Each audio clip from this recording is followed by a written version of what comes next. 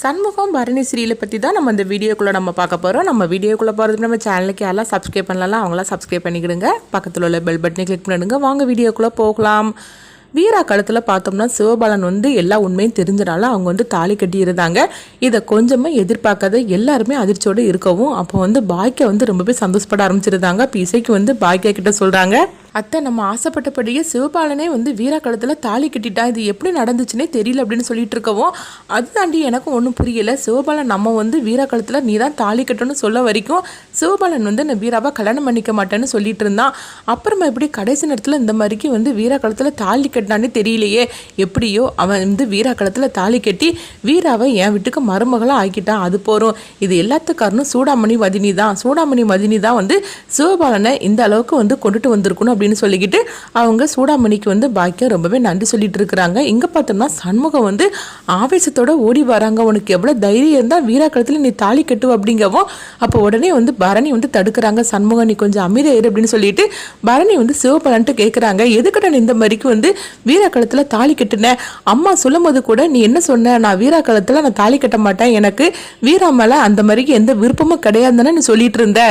அப்படி இருக்கும்போது எதுக்கிட்ட அந்த மாதிரிக்கு ஒரு தப்பு பண்ணணும் அப்படின்னு சொல்லிட்டு பரணி சிவபாலனை போட்டு திட்டிட்டு இருக்கிறாங்க. அப்போ சிவபாலன் சொல்கிறாங்க, அக்கா நீ என்கிட்ட எதுவுமே கேட்காத, வீராவோட வாழ்க்கையை நல்லபடியாக ஆக்குறதுக்காக தான் நான் அந்த முடிவு எடுத்தேன், மற்றபடி என்கிட்ட எதுவும் நீ கேட்காத அப்படிங்கவும், இதுதான் நீ வீராவுக்கு செஞ்ச நல்லதா? நான் திரும்பி திரும்பி எத்தனை தடவை கேட்டேன்.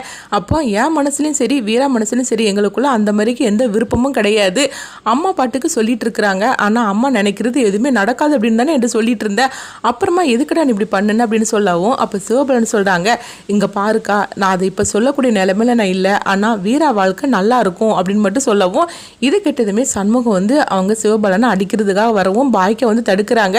என்ன சண்முகம், அவன் எல்லாம் நல்லபடியாக தான் செஞ்சுருக்கிறான், எதுக்காக என் பையனை போய் அடிக்கிறதுக்காக வார அப்படிங்கும்போது உடனே சண்முகம் சொல்கிறாங்க, ஆமாம் அவன் செஞ்ச காரியம் மட்டும் சரியானதா அப்படின்னு சொல்லி கேட்கவும் அப்போ வைஜெயந்தி சண்முகத்திட்ட கேட்குறாங்க, என்ன சண்முகம் இதுதான் நீ எங்களை கூப்பிட்டு வச்சு அசிங்கப்படுத்துறதுக்காக எத்தனை நாள் நீ காத்துட்டு இருந்த அப்படிங்கவும், பார்த்தீங்களா இப்போ இவங்களுக்கு நான் என்ன பதில் சொல்லுவேன் அப்படின்னு சண்முகம் பாக்கியா கிட்ட கேட்கவும் உடனே பாக்கியா சொல்கிறாங்க, எல்லாம் நல்ல மாதிரி தான், கரெக்டாக என்ன நடக்கணுமோ அதுதான் நடந்திருக்கு. சிவபாலன் ஒன்றும் வேற ஒருத்தரும் கிடையாது, வீராவோட அதாவது அவனுக்கு முறப்பையன், அதுதான் உங்களுக்கு தெரியும்ல, அதனால நடக்க வேண்டியது எல்லாம் கரெக்டாக தான் நடந்திருக்குது, நீங்கள் உங்கள் வேலையை பார்த்துட்டு இங்கேருந்து கிளம்பி போங்க அப்படின்னு சொல்லிட்டு பாக்கியம் வைஜெயந்தியை சொல்லவும், இது கேட்டதுமே வைஜெயந்தி சண்முகத்திட்ட கேட்குறாங்க, சண்முகம் எங்களுக்கு நல்லாவே மரியாதை கொடுத்துட்ட, 4 பேர் முன்னாடி எங்களை என்ன அளவுக்கு அசிங்கப்படுத்தணுமோ அந்த அளவுக்கு நீ அசிங்கப்படுத்திட்ட, உனக்கு இப்போ சந்தோஷம் தானா அப்படின்னு சொல்லி கேட்கவும் அப்போ சண்முகம் வைஜெயந்தி கிட்ட மன்னிப்பு கேட்குறாங்க.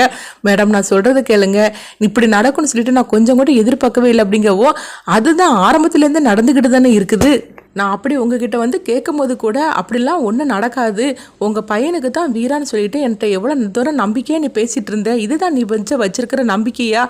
உன் மேலே இருந்த நம்பிக்கை எல்லாமே உடஞ்சி போச்சுது, எங்களுக்கு நல்லாவே நீ மரியாதை கொடுத்துட்ட, இதுக்கு மேலே நம்மளுக்கு என்னடா அங்கே வேலை, வா நம்ம போகலாம் அப்படின்னு சொல்லவும் அப்போ கௌதம் சொல்லிட்டு இருக்கிறாங்க, அம்மா என்னம்மா வீரா எனக்கு கிடைப்பான்னு சொல்லிக்கிட்டு நம்ம சந்தோஷமாக இருந்தோம், இப்படி நடந்து போச்சோமா அப்படிங்கும்போது அதுதான் நம்மளை 4 பேர் முன்னாடி வச்சு நம்மளை இந்த அளவுக்கு அசிங்கப்படுத்திட்டானே, இதுக்கு மேலே நம்மளுக்கு இங்கே என்ன வேலை இருக்குது அப்படின்னு சொல்லவும் இங்க பார்த்தோம்னா சவுந்தரபாண்டி கோவத்தோட வராங்க, இவனுக்கு எவ்வளவு தைரியம் இருந்தா என் பொண்ணு கழுத்துல இவன் தாலி கட்டி இருப்பான், நீங்க கொஞ்சம் நில்லுங்க அப்படின்னு சொல்லிக்கிட்டு வைஜெயந்தியை நிக்க சொல்றாங்க. உடனே வைஜெயந்தியை சவுந்தரபாண்டியை பார்க்கும்போது, இங்க பாருடா நீ வீரா கழுத்துல தாலி கட்டினீங்களா, ஒழுங்கு மரியாதை தாலியை கழட்டிடு அப்படின்னு சொல்லவும் இது கிட்டதுமே பாக்கி அதிர்ச்சி அடைகிறாங்க.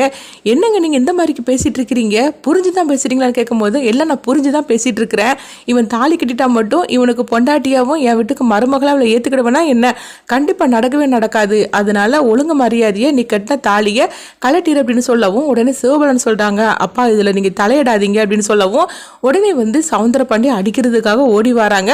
அப்ப பாக்கியா தடுக்கிறாங்க, ஆமா நீங்க என்ன நினைச்சுக்கிட்டு இருக்கிறீங்க, ஒரு பொண்ணு கழுத்துல தாலி கட்டிட்டா அந்த தாலியை கலட்டுற உரிமை அந்த பொண்ணுக்கும் கிடையாது, அதை கட்டினா அவங்க கணவனுக்கும் கிடையாது, அப்படி இருக்கும்போது நீங்க இப்படிலாம் சொல்லிட்டு இருக்கலாம், ஒழுங்கு மரியாதை பேசாம போறீங்களா இல்லைன்னு சொல்லவும் உடனே வைஜெயந்தி சொல்றாங்க, ஏற்கனவே எங்களுக்கு மானம்லாம் போயிடுச்சுது, இன்னும் எங்களை போட்டு அசிங்கப்படுத்துறதுக்காக நிக்க வச்சிருக்கிறீங்க அப்படின்னு சொல்லிக்கிட்டு வாடா நம்ம போகலாம் அப்படின்னு வைஜெயந்தி கோவத்தோட கௌதம் அழைச்சிட்டு போறாங்க. இங்க பார்த்தோம்னா சண்முகத்துக்கு என்ன பண்ணுதுன்னு தெரியல. அப்போ வீரா அங்க பார்க்கும்போது அழுதுகிட்டே நிக்கிறாங்க, என்ன முடிவு எடுக்குன்னு தெரியல, சிவபாலன் இப்படி நம்ம கழுத்துல தாலி கட்டுவான்னு சொல்லிக்கிட்டு நம்ம கொஞ்சம் கூட எதிர்பார்க்கவே இல்லை அப்படின்னு சொல்லிட்டு அப்போ வீரா வந்து சிவபாலன்ட்ட கேட்குறாங்க, இப்படி என் கழுத்தில் நீ தாலி கட்டுவேன்னு சொல்லி நான் கொஞ்சம் கூட எதிர்பார்க்கவே இல்லை, எதுக்காக அந்த மாதிரிக்கு நீ செஞ்ச அப்படின்னு கேட்கவும் அப்போ சிவபாலன் சொல்கிறாங்க, இங்கே பாரு வீரா என்னை மன்னிச்சிடு, ஆனால் கூடி சீக்கிரத்துலேயே எதுக்காக கெட்டேன்னு உண்மை தெரியும் போது வந்து கண்டிப்பாக வந்து நீ என்னை ஏற்றுப்ப அப்படின்னு சொல்லவும் உடனே வந்து சிவபாலன் இப்படி சொல்கிறத கேட்டுட்டு வீரா வந்து நீ என்ன சொன்னாலும் சரி தான் நான் ஏற்றுக்க மாட்டேன் அப்படிங்கிறாங்க.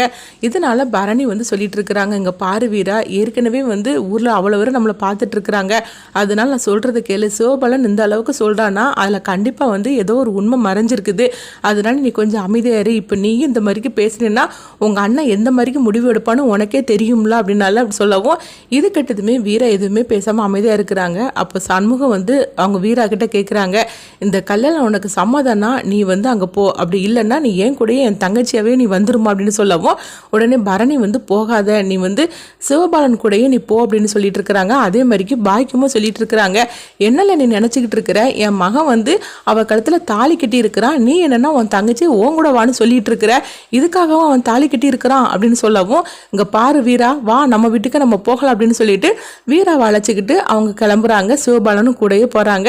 இங்கே பார்த்தோம்னா சண்முகத்துக்கு என்ன பண்ணுதுன்னு தெரியல, அவங்க வந்து அதாவது ஒரு தங்கச்சிக்கு நல்ல மாதிரிக்கு கல்யாணம் நடந்திருக்குன்னு சொல்லிட்டு சந்தோஷப்படவும் முடியல, அது மாதிரிக்கு வீராவுக்கு வந்து இந்த மாதிரிக்கு சிவபாலன் கடைசி நேரத்தில் தாலி கட்டுவான்னு சொல்லிட்டு நம்ம நினைக்கவே இல்லையே, இப்படி நடந்து போச்சுது அப்படின்னு சொல்லிட்டு சண்முகத்துக்கு வந்து அதில் என்ன முடிவு எடுக்கிறதுக்குன்னு தெரியல. ஏன்னா சவுந்தர பாண்டியால வீராவுக்கு அடுத்து என்ன பிரச்சனைலாம் வரப்போகுது அப்படின்னு சொல்லிட்டு அவங்க இன்னொரு பக்கம் அவங்க பயந்துட்டு இருக்கவும் எல்லாருமே வீட்டுக்கு வந்துருந்தாங்க. அப்போ சண்முகம் அதே நினைச்சிட்டு இருக்கவும் உடனே வந்து பரணி வந்து சொல்றாங்க, எங்க பாரு சண்முகம், வீராவை பத்தி நீ கவலைப்படாத, சிவபாலனை பத்தி தான் உனக்கு தெரியும்ல, அவன் நல்லாவே பார்த்துக்கிடுவான் வீராவை, நீ கவலைப்படாத அப்படிங்கிறாங்க. அடுத்தது வைஜெயந்தி என்ன பண்ண போறாங்கன்னு சொல்லிட்டு பார்க்கலாம்.